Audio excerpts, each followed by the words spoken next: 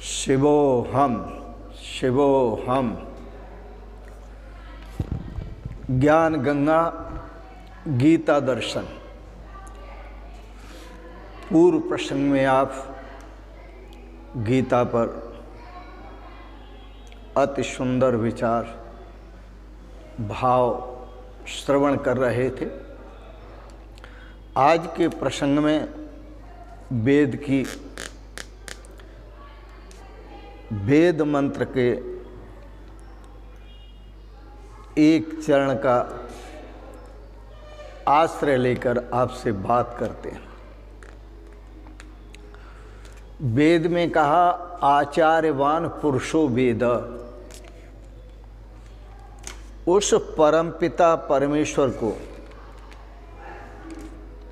वही जान सकते हैं जो आचार्यवान हैं। आचार्यवान से अर्थ है आचिनोति अर्थान। आचार्य उन्हें कहते हैं जो वेद के तत्वों को निचोड़कर वेद के तत्व को सार को पहले स्वयं संकलन करे, इकट्ठा करे और उसके बाद आपको बताए। आचिनोति अर्थान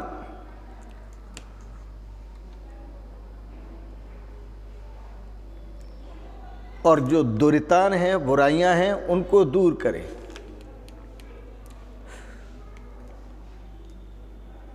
ऐसा ही महापुरुषों ने कहा क्योंकि आचार्यवान पुरुषो वेद।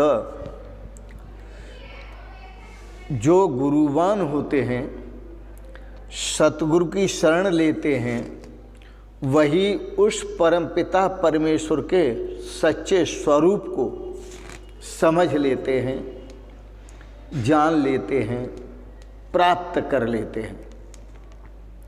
इसलिए जितने भी महापुरुष हुए, उन सभी महापुरुषों ने गुरुओं की शरण स्वीकार की।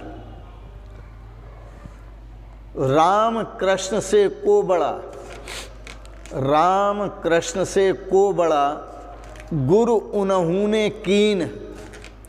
तीन लोक के जो धनी सो गुरु के आधीन। बारह कला से अवतार भगवान श्री राम थे, मर्यादा पुरुषोत्तम राम। और 16 कला के अवतार भगवान श्री कृष्ण थे, जो प्रेम के भी भंडार थे, ज्ञान के भी भंडार थे, मर्यादा के भी भंडार थे, भक्ति के भंडार, वैराग्य के भंडार। यदि भगवान श्री कृष्ण को वैराग्य नहीं होता तो वो द्वारिका को जल में नहीं डुबोते। सर्वगुण संपन्न 16 कला अवतार भगवान श्री कृष्ण। तो राम कृष्ण से को बड़ा गुरु उन्होंने कीन। उन्होंने भी गुरुओं की शरणागति ली। जो व्यक्ति सतगुरु की शरण स्वीकार नहीं करते, उनको आत्मबोध नहीं होता, उनको अहंकार हो जाता है। अपने पढ़े लिखे का अहंकार, अपनी उच्च जाति का अहंकार, अपनी समझदारी का अहंकार, अपने विचारों पर अहंकार हो जाता है। और जो सतगुरुदेव की शरण लेते हैं, वस्तुतः वही स्वयं श्रेय को प्राप्त होते हैं और दूसरों को भी श्रेय प्राप्त कराते हैं। दूसरे शब्दों में कहा जाए, स्वयं तीर्ण परान तारयति।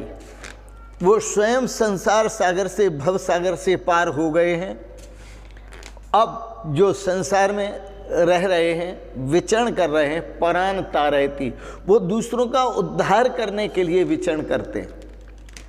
यदि शरीर उनका है तो वो पर उपकाराय शताम विभूतया, वो दूसरों के उपकार के लिए है।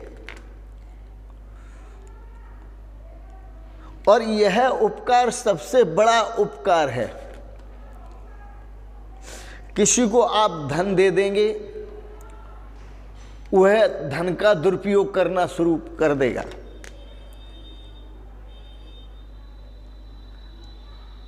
पद दे देंगे तो पद का दुरुपयोग करना शुरू कर देगा।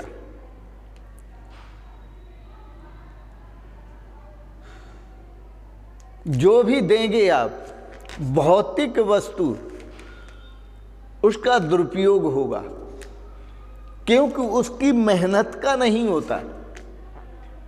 यदि मेहनत का हो तो वह सदुपयोग कर सकता है। और यदि जीवन में यदि कुछ चाहिए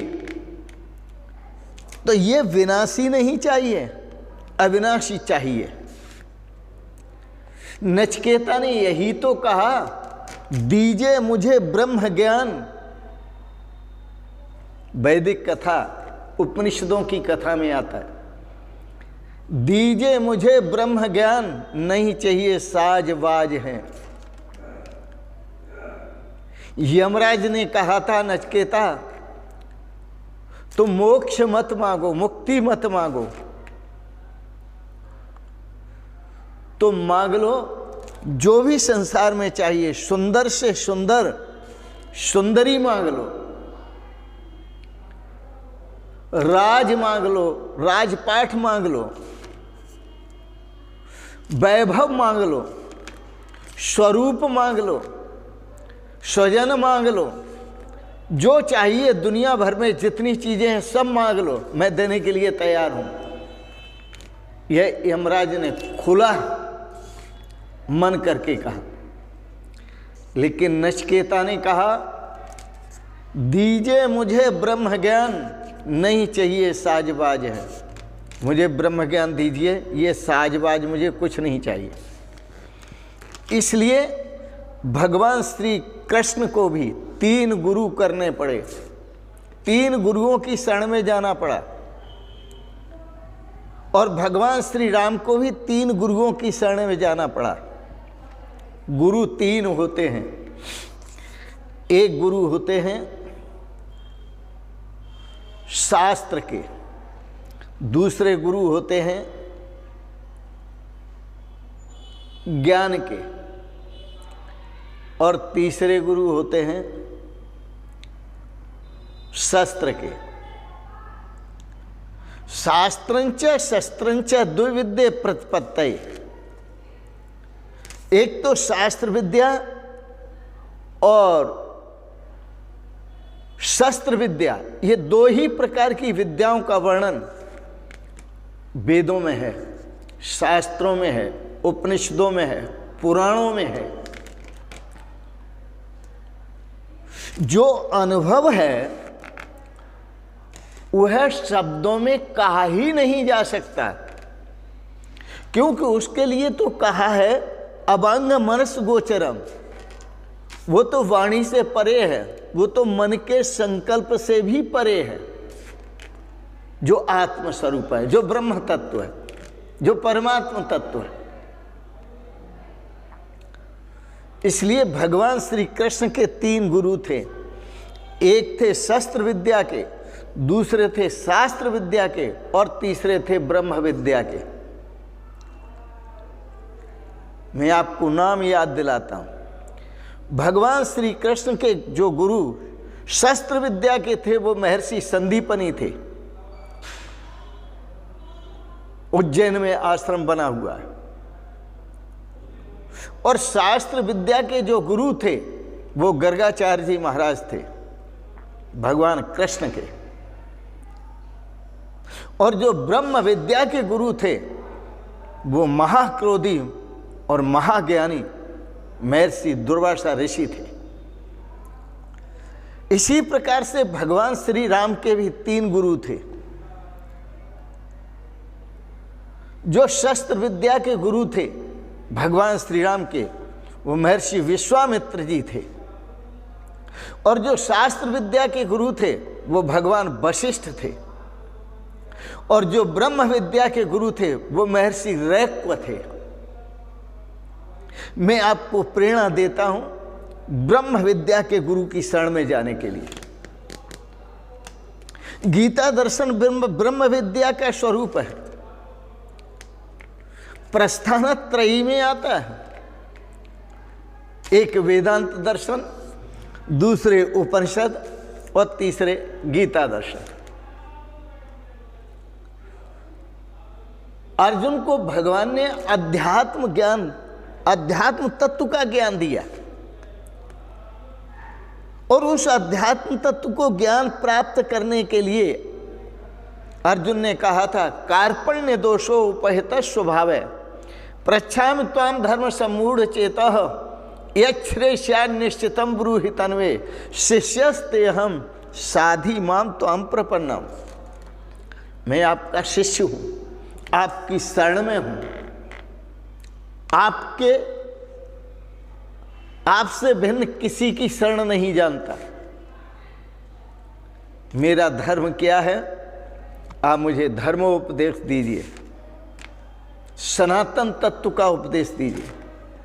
जिज्ञासा, जब साधक के अंदर जिज्ञासा प्रकट होती है तो वह गुरु की शरणागति स्वीकार करता है।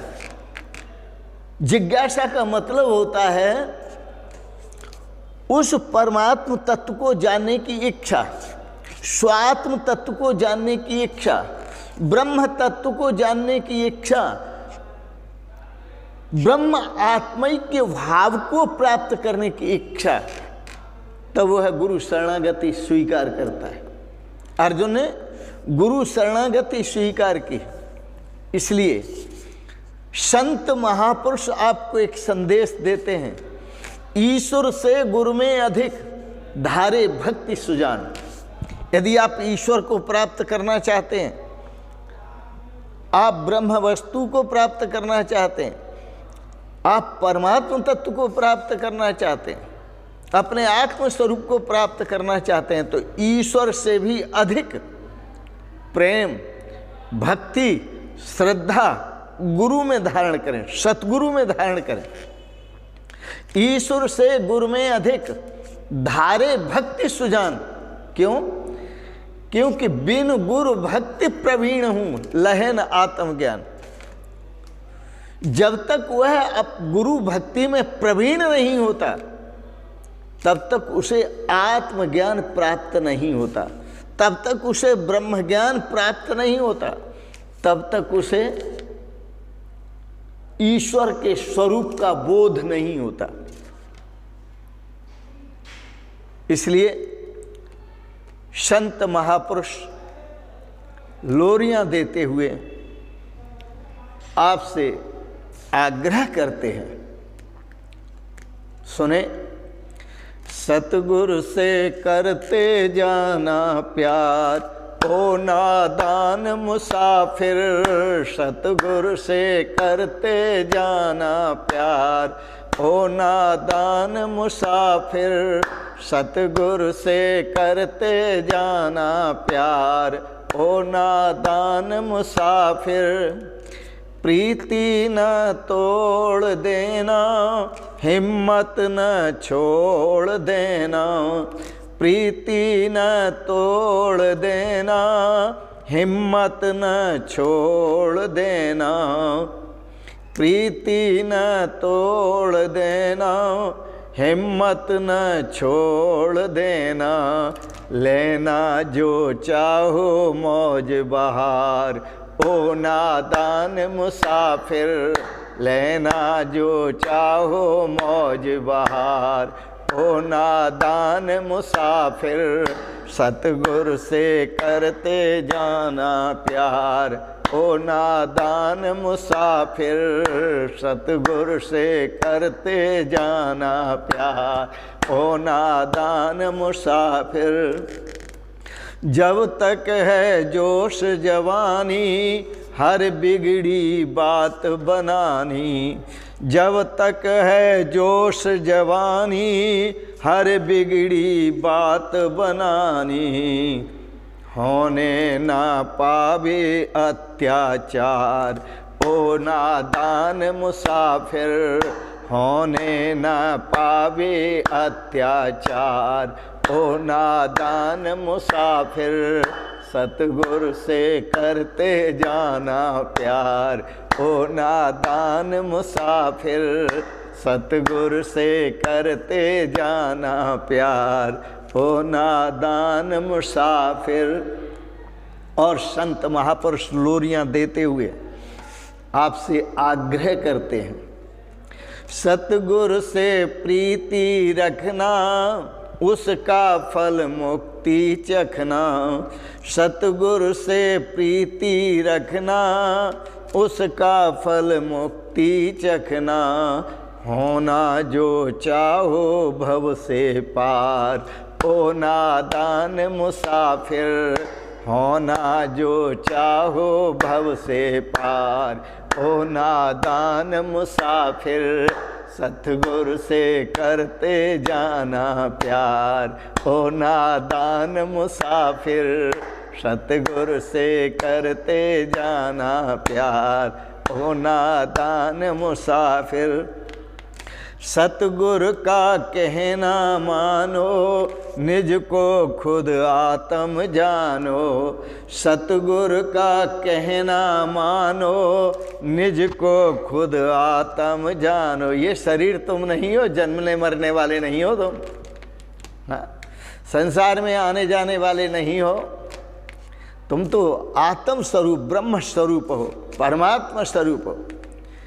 तो सतगुर का कहना मानो निज को खुद आत्म जानो, सतगुर का कहना मानो निज को खुद आत्म जानो, सतगुर का कहना मानो निज को खुद आत्म जानो। ये है ऋषियों का ब्रह्म विचार ओ नादान मुसाफिर, ये है ऋषियों का ब्रह्म विचार ओ नादान मुसाफिर, सतगुर से करते जाना प्यार ओ नादान मुसाफिर, सतगुर से करते जाना प्यार ओ नादान मुसाफिर, सतगुर से करते जाना प्यार ओ नादान मुसाफिर, सतगुर से करते जाना प्यार ओ नादान मुसाफिर। आज इतना ही। आपने बड़े प्रेम और श्रद्धा से भगवत चर्चाओं को श्रवण किया, सतगुरु महिमा को श्रवण किया, उसके लिए बहुत बहुत अनुग्रहित हैं। आपको भाव अच्छे लगे, इनको सब्सक्राइब करें, लाइक करें और शेयर करें। इन शब्दों के साथ ही मैं आज दशहरा है और दशहरा के गंगा दशहरा शुभ अवसर पर आप सभी को अनंत मंगलमयी शुभ कामनाओं के साथ बहुत बहुत प्रणाम करता हूँ। आपके श्री पावन चरणों में बहुत बहुत प्रणाम, बहुत बहुत प्रणाम। ओम शिवोहम शिवोहम शिवोहम।